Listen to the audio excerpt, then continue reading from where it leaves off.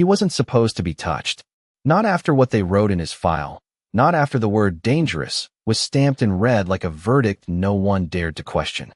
The kennel sat at the far end of the shelter, where the fluorescent lights flickered just enough to make shadows feel longer than they were, and the air carried that quiet, metallic scent of steel bars and old fear. Inside, a German shepherd stood perfectly still, his body rigid but not aggressive, his amber eyes tracking every movement with a precision that made people uneasy. They said he had been one of the best, a retired police dog trained to read danger before it happened, to move faster than hesitation, to act without needing to be told twice. But something had gone wrong, or at least that's how the story was told. One report, one moment, one decision that didn't match expectation, and suddenly the same instincts that once saved lives were labeled unpredictable. So now he waited, not barking, not pacing, just standing there like a soldier who had outlived his orders, watching people pass by his cage and choose easier dogs, safer dogs, dogs that didn't come with a warning. That morning, the sky outside hung low and gray over the small town, the kind of sky that pressed down quietly, as if holding its breath.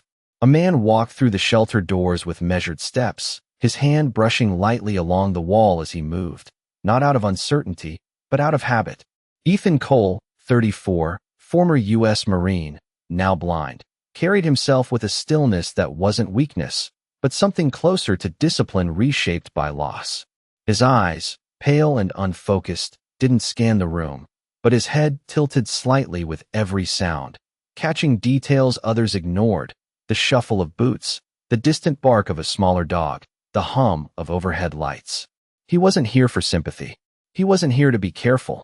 He had been told there was a dog no one else wanted, a dog no one trusted, and for reasons even he couldn't fully explain, that was enough. A staff member stepped beside him, voice low, cautious, explaining the file, the warnings, the reasons people kept their distance, but Ethan didn't interrupt, didn't react, just listened, his hand resting loosely at his side, as if waiting for something more honest than words. When they reached the end of the row, the air seemed to change, quieter, heavier, like a room before a storm that never quite breaks. The staff member hesitated. "This is him," she said, softer now. "We don't recommend." But Ethan was already moving forward, one slow step at a time, guided not by sight, but by something steadier, something internal that hadn't left him when everything else had. Inside the kennel, the dog shifted, just slightly, not forward, not back, but enough to signal awareness. No growl, no bark, just presence. Ethan stopped a few feet away, close enough to feel the faint warmth of another living thing in front of him, and for a moment, neither of them moved. Then, without hesitation, without fear, Ethan raised his hand into the space between them, fingers open, steady, offering contact to something the rest of the world had already decided could not be trusted. And in that quiet, fragile second, the dog did something no one expected. He didn't lunge. He didn't retreat. He stepped forward, just once, slow and deliberate, and lowered his head beneath the hand of a man who could not see him, as if recognizing something the rest of the world had missed. The staff member did not breathe for a moment, as if even the air might trigger something irreversible, but nothing broke, nothing snapped, only the faint sound of fur shifting beneath a steady hand, and the quiet, almost invisible exhale of a dog who had not allowed himself to relax in a very long time. Ethan did not pull away. His fingers rested gently along the ridge of the dog's head, feeling the coarse texture of a coat that had known weather, work, and something heavier than either. He tilted his head slightly, listening, not to the room, but to the silence in front of him, the kind of silence that carried meaning if you stayed still long enough to hear it. "Hey there," he said softly, his voice even, unforced, the kind of tone you used when you were not trying to control anything, only to meet it where it was. The dog remained still, but there was a shift, subtle, almost imperceptible, like a held breath finally released. Behind them, the staff member lowered her clipboard, her eyes fixed on the scene as if trying to reconcile what she had read on paper with what was happening in front of her. "He does not do that," she whispered, more to herself than to Ethan, but Ethan did not respond. He had already moved past explanations. For him, there was only presence. He let his hand move once, slow and deliberate, down along the dog's neck, feeling the muscle beneath the fur, strong but not tense, controlled, like something trained not to react unless it mattered. "You are not what they said, are you?" Ethan murmured, not as a question, but as a recognition. The dog's ears shifted slightly forward, attentive, not to the words themselves, but to the intention behind them.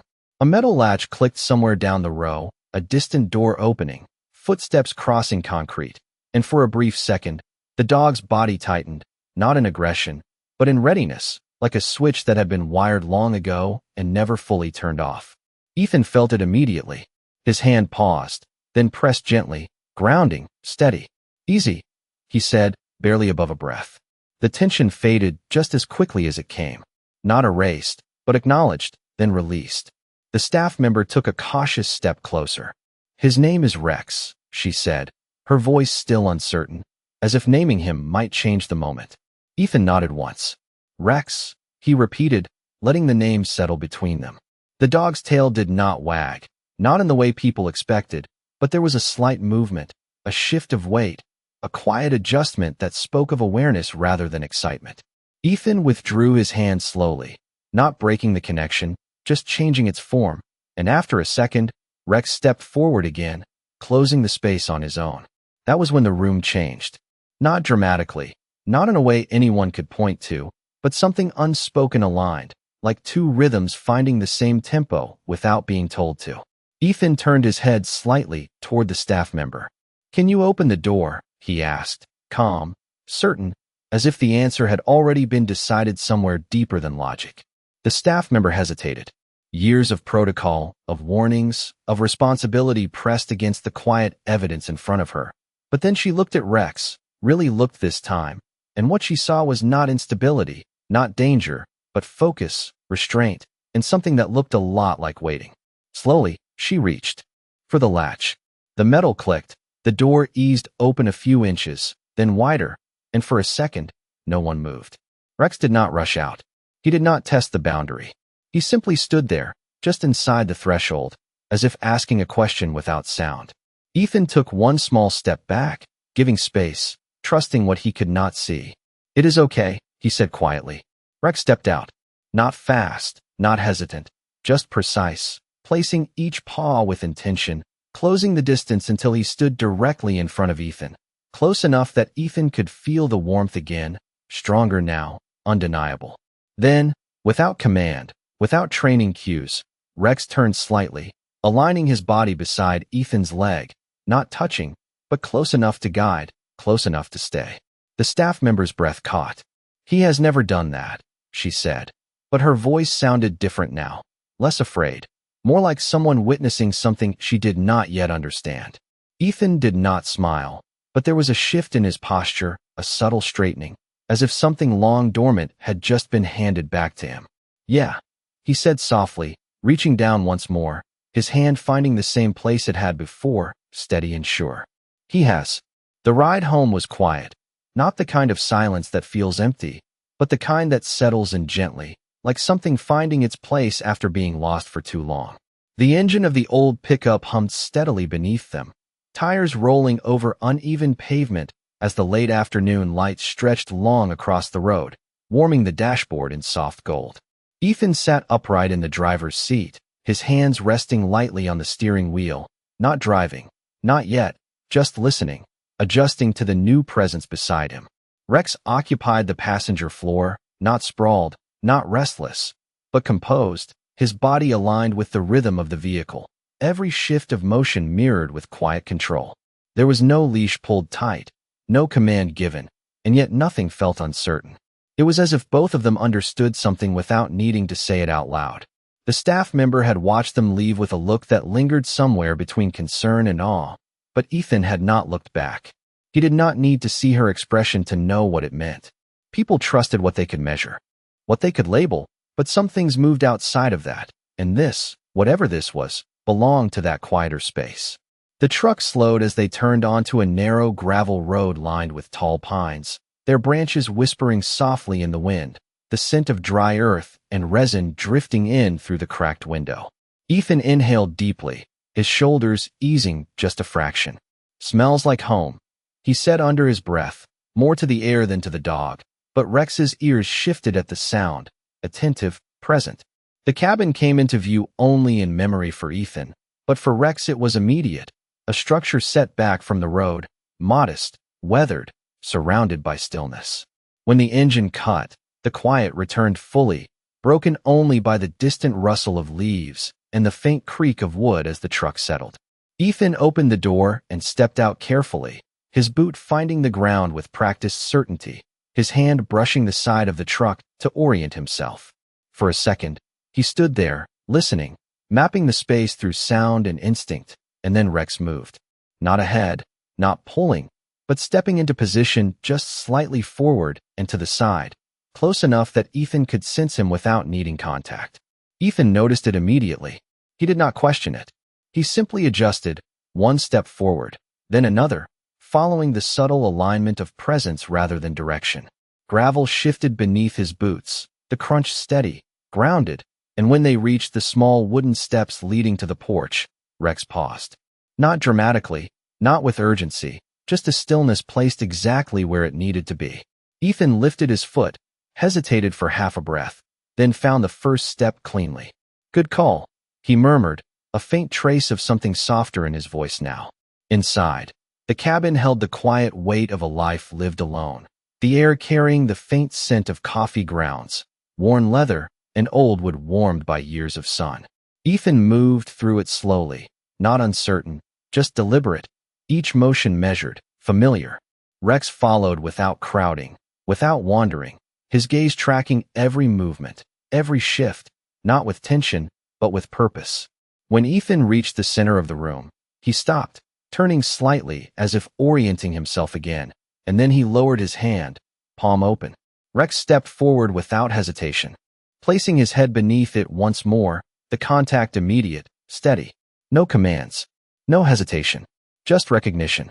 Ethan exhaled slowly, the sound quiet but full, like something unspoken finally loosening its grip.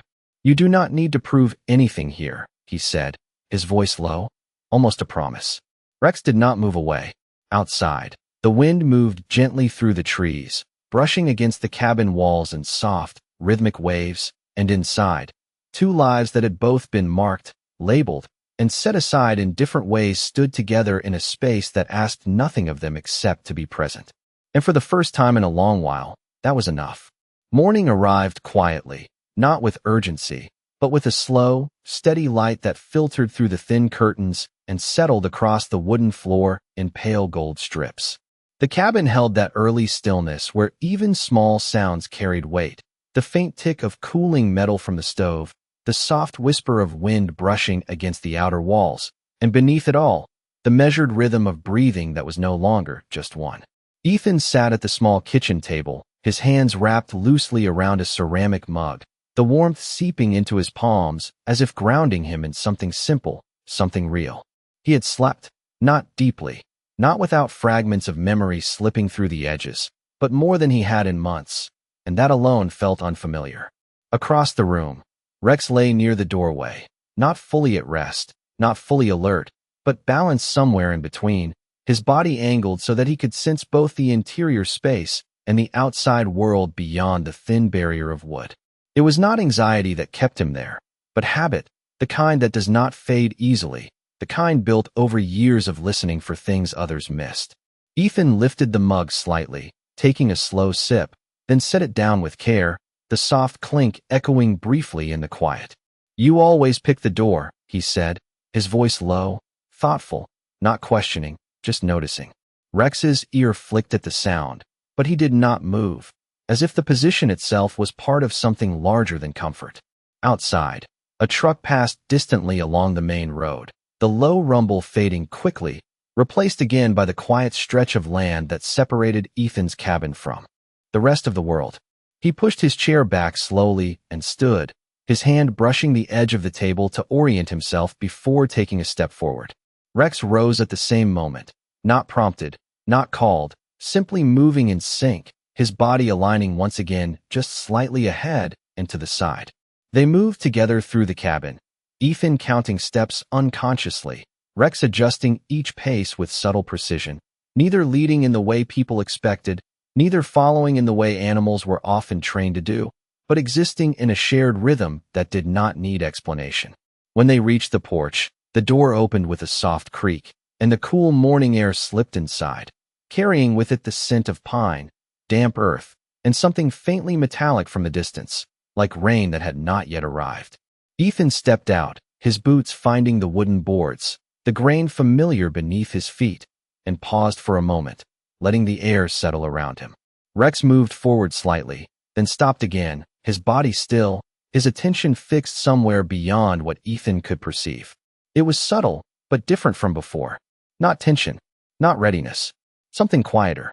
Ethan felt it immediately. "What is it?" he asked softly, not expecting an answer in words, but listening all the same. Rex shifted his weight, just enough to signal awareness, then relaxed again, the moment passing like a ripple across still water. Ethan exhaled slowly.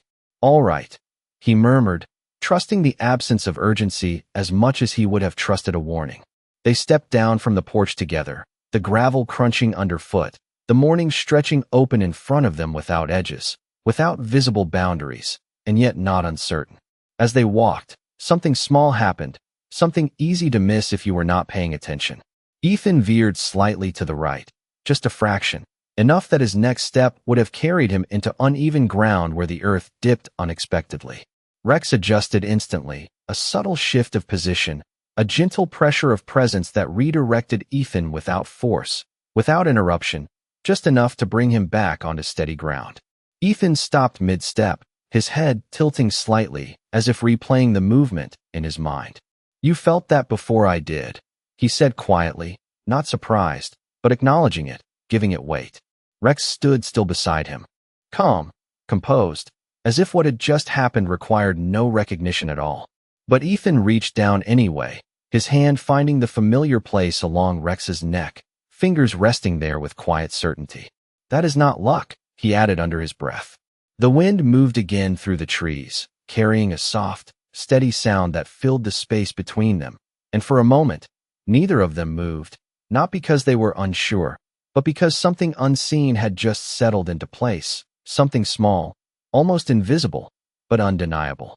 And in that stillness, it became clear that whatever Rex had been before, whatever label had followed him here, it did not belong in this moment, because what stood beside Ethan now was not danger, not instability, but something far more precise, something that watched without fear and acted without hesitation, something that did not need to be told when to step in, because it already knew. By late afternoon, the light had shifted into something softer, longer, stretching across the clearing in thin amber lines that made even the smallest movements feel deliberate, almost slowed by the weight of the day settling in. Ethan sat on the edge of the porch, elbows resting on his knees, listening to the quiet world around him as if it were something he could read, something written not in sight, but in layers of sound and absence. The wind had picked up just enough to carry distant details, the creak of branches swaying high above, the faint rattle of loose gravel somewhere down the road, and beneath it all, the steady presence of Rex, positioned a few feet away, neither too close nor too far, maintaining that same precise distance he seemed to choose every time. It was not random. Ethan had begun to notice that. Every position Rex took had intention, every pause had meaning, and every movement, no matter how small, seemed connected to something beyond immediate instinct.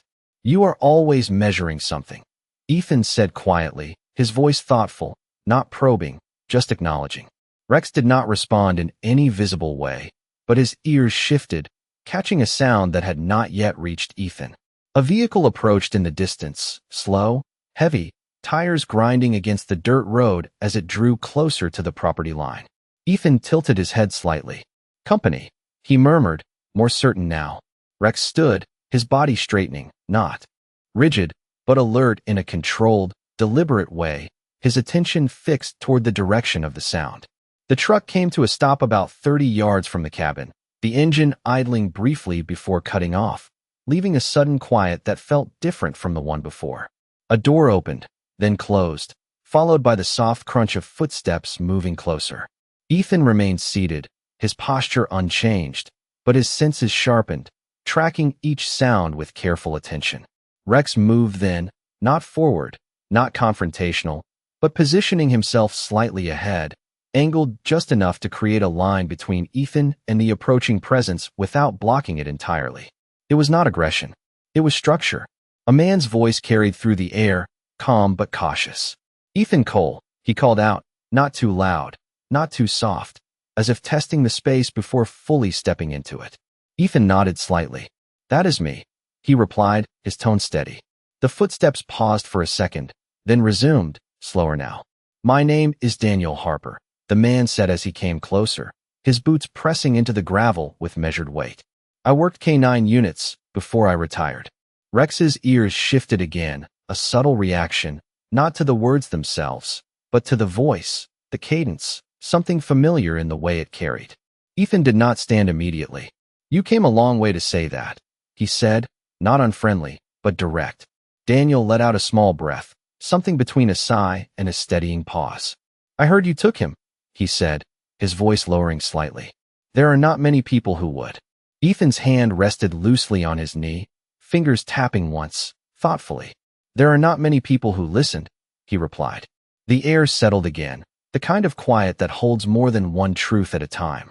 Daniel took another step closer, stopping just at the edge of the porch. "They told you he was unstable," he said, not as a question, but as something already known.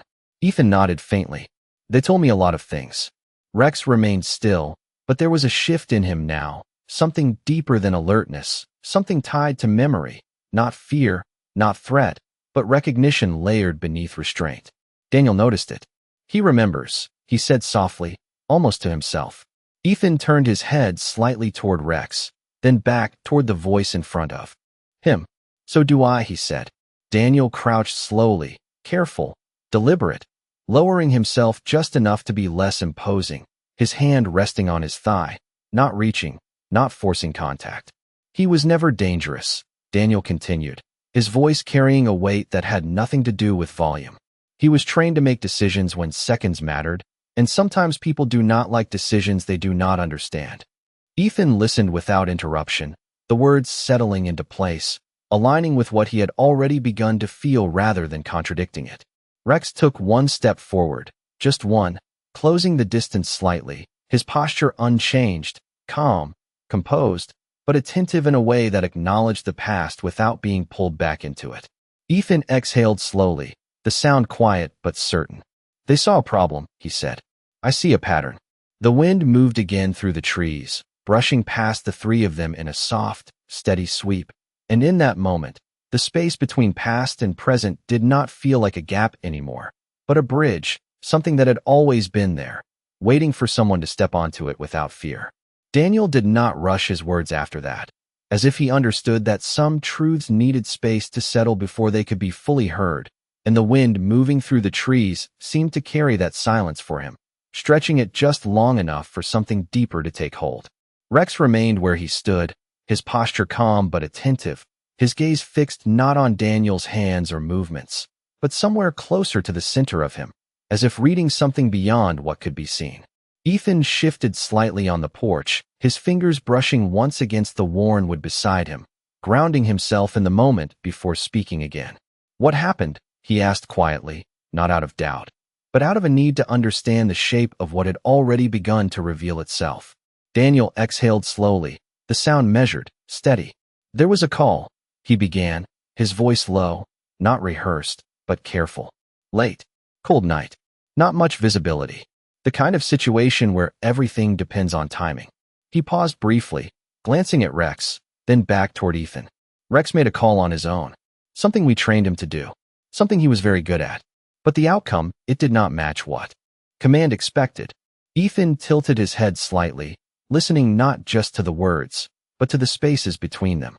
"He saw something they did not," Ethan said softly. Daniel nodded, though he knew Ethan could not see it. "Yes," he replied. "But when people do not see it themselves, they tend to question the one who does." The quiet returned again, but it felt different now, less uncertain, more like a truth settling into place piece by piece. Rex took another slow step, closing the distance between himself and Daniel by just a few inches, not aggressively, not seeking approval, but acknowledging the voice, the history tied to it. Daniel lowered his gaze slightly, his expression softening in a way that carried both respect and something close to regret. He saved more lives than I can count, Daniel continued. But all it took was one moment that did not fit the report, and suddenly that is all anyone saw. Ethan's hand rested on his knee again, still, thoughtful. That happens, he said quietly. Sometimes the moment people do not understand becomes the only one they remember. Rex's ears shifted at the tone, not reacting to the words, but to the feeling behind them, the shared weight of experience that did not need to be explained. Daniel straightened slightly, his posture easing just enough to show that he was no longer carrying this alone. I tried to speak up, he said. Tried to explain that Rex was not reacting randomly, that he was following training, following instinct. But by then, the decision had already been made. They retired him early, labeled him a risk. The word hung in the air for a moment, heavier than the others. Ethan let out a slow breath. Risk, he repeated, as if testing the shape of it. Then he shook his head slightly. No, he said. He is not a risk. He is a response. The distinction settled into the space between them, quiet but undeniable. Rex moved then, not toward Daniel, not away from him, but back toward Ethan, returning to that precise position at his side, aligned, steady, present. It was not rejection. It was choice. Ethan reached down, his hand finding the familiar place along Rex's neck, his fingers resting there with calm certainty. He already showed me, Ethan said, his voice softer now, but stronger in a different way. Daniel watched. The two of them, the connection between them not dramatic, not loud, but unmistakable in its clarity. Then you understand something most people missed, Daniel replied. Ethan nodded once. No, he said quietly. I just listened. The light shifted again as the sun dipped lower behind the trees, casting longer shadows across the ground, but none of it felt heavy anymore. The past had been spoken, not to reopen it, but to place it where it belonged, behind them, not erased, but understood. And in the stillness that followed, Rex stood exactly where he needed to be, not as something broken or dangerous, but as something precise, something faithful to what it had always been, waiting only for someone who did not need to see in order to recognize the truth. The evening settled in slowly, the kind that did not arrive all at once, but layered itself over the land in quiet shifts of color and temperature, turning the air cooler, the shadows longer, and the world just a little more uncertain for those who relied on sight alone. Ethan stood near the edge of the clearing, his boots planted firmly on the gravel, his head tilted slightly as he listened to the subtle changes that came with dusk, the insects beginning their steady chorus, the distant call of a bird returning to its nest, the wind moving differently now, carrying with it a sharper edge. Rex stood beside him, closer than before, his body aligned not just with Ethan, but with the space around them, every sense tuned to the transition from day into night. Daniel had remained longer than he planned, leaning lightly against the side of his truck, watching in silence, not out of doubt anymore, but out of something closer to respect, as if he were witnessing a continuation of something he once knew but had not expected to see again. He always got sharper at this time of day, Daniel said quietly, more to the air than to either of them. Low light, shifting sounds. That is when he was at his best. Ethan nodded slightly, his expression calm. He still is, he replied. There was no need for reassurance in his voice, only recognition.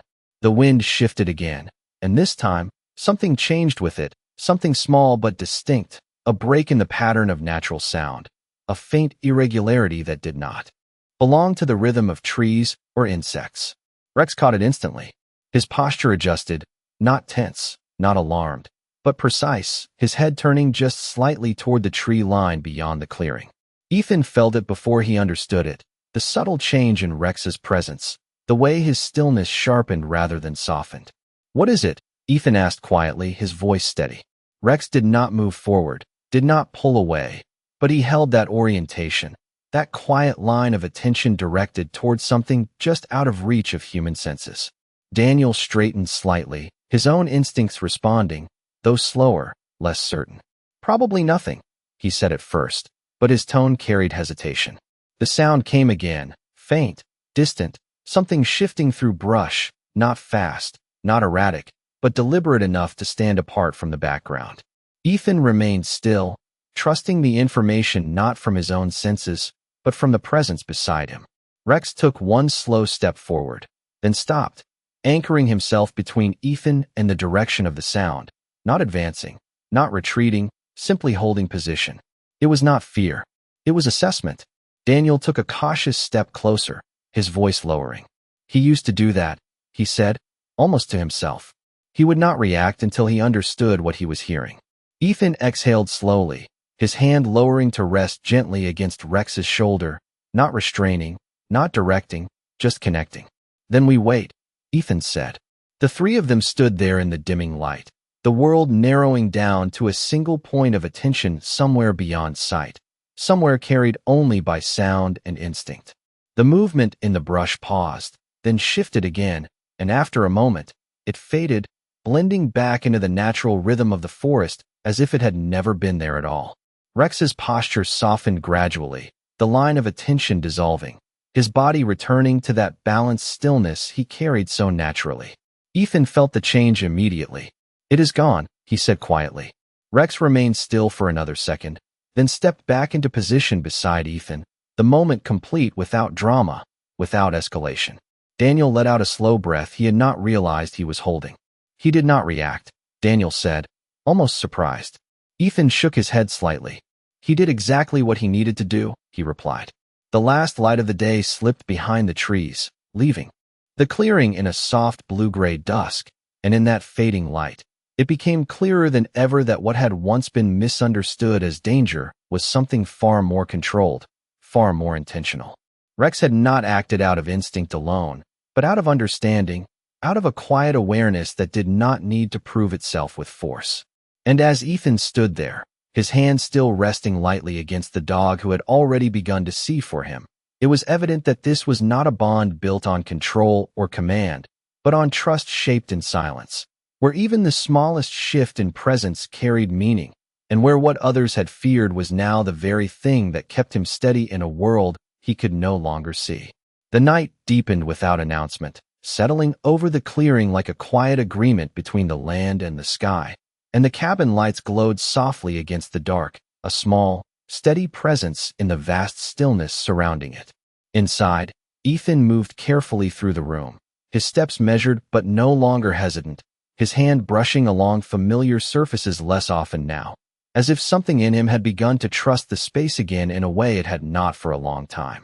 Rex followed in that same precise alignment, never crowding, never drifting, always exactly where he needed to be, his awareness extending beyond walls, beyond what could be seen or easily understood. Daniel stood near the doorway, his hat in his hands, turning it slowly as he watched them, the weight in his expression no longer burdened, but reflective, like someone witnessing the final piece of a long, unfinished story fall into place. "I should go," he said quietly, though there was no urgency in his tone. Ethan nodded once. "You already stayed longer than you needed to," he replied. Daniel let out a faint breath, something lighter than before. "Maybe," he said, "or maybe I stayed just long enough to see this." His eyes moved to Rex, who stood still, attentive but calm, no longer caught between past command and present uncertainty. "He was never meant to be alone," Daniel added softly. Ethan reached down, his hand resting once more along Rex's neck, fingers steady, familiar. "Neither was I," he said. The words settled into the room without echo, but they carried further than sound, filling a space that had been empty for too long. Daniel gave a small nod, understanding without needing anything more, then stepped out onto the porch, the cool night air meeting him as he pulled his jacket closer. The gravel crunched beneath his boots as he walked back toward his truck, the sound fading slowly until the engine turned over and the headlights swept briefly across the trees before disappearing down the road. The quiet returned again, deeper now, fuller, no longer holding uncertainty, but something steadier, something complete. Inside, Ethan stood still for a moment, listening, not for anything specific, but for the absence of what used to weigh on him, the constant edge of disorientation, the silent tension of moving through a world he could no longer see. It was not gone entirely, but it had changed, softened, reshaped by the presence beside him. Rex shifted slightly, stepping closer, not by command, but by choice, his body aligning once more in that quiet, deliberate way that had become their language. Ethan took a slow breath, then moved toward the small couch near the window, lowering himself carefully onto it. Rex followed, settling at his feet, his body curved just enough to maintain contact without restricting movement, a silent anchor in a space that no longer felt empty.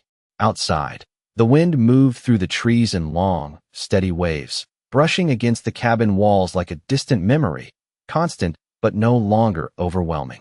Minutes passed, or maybe longer, time moving in that quiet way it does when nothing demands attention, and then something small happened, something easy to miss if you were not paying attention. Ethan leaned forward slightly, his hand lowering instinctively, and Rex adjusted at the same moment, meeting him there without hesitation, their movements aligning without thought, without delay. Ethan's fingers rested against the warm fur, and he let them stay there, not as reassurance, not as habit, but as acknowledgement. "You already knew where I was going," he said quietly. Rex did not move, but his breathing remained steady, present, constant. Ethan allowed a faint smile to form, subtle, almost imperceptible, but real in a way that had not been there before. "Guess I do not need to see it anymore," he added softly. The room held that moment gently, without interruption, without need for anything more, and outside, the night stretched wide and quiet. No longer something to navigate alone, but something shared, something understood in a way that did not require sight, only trust, only presence, only the quiet certainty that sometimes what the world calls dangerous is simply something it never took the time to understand. The next morning arrived with a quiet kind of clarity, the kind that does not announce itself, but settles gently into the spaces left open overnight, filling them with something steadier, something certain. The cabin felt different, not because anything had changed in its structure, but because the silence inside it no longer carried weight, no longer pressed inward, but instead held a quiet balance that moved with each breath, each step, each subtle shift of presence. Ethan stood near the window, the faint warmth of early sunlight touching his face, and for a moment, he did not move, did not reach for anything, did not brace himself the way he used to. He simply stood there, listening, and for the first time in a long while, what he heard did not feel incomplete. Behind him, Rex adjusted his position with that same precise awareness, rising not out of restlessness, but out of readiness, aligning himself once more at Ethan's side without needing to be called, without needing to be guided. The connection between them had settled into something deeper now, something that did not require constant acknowledgement because it had already proven itself in quiet, consistent ways. Ethan took a slow step forward, then another, and Rex moved with him, not leading, not following, but existing within that shared rhythm that had become their language. They stepped out onto the porch together, the morning air crisp and clean, carrying with it the scent of pine and distant earth still cool from the night. The world stretched wide in front of them, unseen by Ethan, but no longer unknown. Rex paused at the top of the steps, just long enough, just as he had the day before, and Ethan adjusted naturally, his foot finding the first step without hesitation. "Still there," Ethan murmured softly, a faint trace of quiet understanding in his voice. Rex remained steady, his presence unchanged, consistent, reliable in a way that did not need to be proven again. They moved forward into the clearing, the gravel shifting beneath their feet, the soft morning sounds rising around them, birds calling, branches swaying gently. The world beginning its day without urgency. And then, without warning, something shifted, not sharply, not dramatically, but enough to change the pattern of sound just slightly. A low, distant rumble carried across the land, followed by a faint mechanical hum, something approaching from farther out than the road Daniel had taken the night before. Rex caught it instantly, his posture adjusting, not tense, not alarmed, but focused, his head turning just enough to align with the direction of the sound. Ethan felt it in the same moment, the subtle shift in Rex's presence, the way his stillness sharpened once again. "You hear it," Ethan said quietly. Rex did not move forward, but he held that line of attention, steady, controlled, waiting. The sound grew closer, not fast, not threatening, just present, and as it did, Ethan stood still, trusting the information not from his own senses, but from the one beside him who had already proven that he could see in ways others could not. Rex took one small step, then stopped, positioning himself slightly ahead, creating that familiar line, not blocking, not pulling, simply anchoring. The vehicle passed at a distance, its sound rising, then fading, leaving the clearing untouched, unchanged. Rex's posture softened again, the moment complete without escalation, without need for action. Ethan let out a slow breath, his hand lowering to rest gently along Rex's neck, his fingers settling there with quiet certainty. "You knew," he said softly. Rex remained still, his presence calm, grounded, unwavering. Ethan nodded slightly, more to himself than to anything else. "They called you dangerous," he continued, his voice low, steady, carrying no anger, no judgment, only understanding. "But you are not dangerous." He paused for a moment, the words forming not from thought, but from something deeper, something earned. "You are precise." The wind moved through the trees again, soft and steady, and in that moment, there was no need for anything more. No proof, no validation, no explanation. Just a man who could not see, standing beside a dog who had always seen too much, both of them finding, in the quiet space between them, something that had been taken, something that had been misunderstood, and something that, against all expectation, had been given back in the simplest way possible. And as they stood there together, unmoving, unafraid, it became clear that some stories do not end in noise or recognition, but in something far quieter, something that lingers long after the moment has passed, a steady, unseen truth that does not need to be spoken to be understood.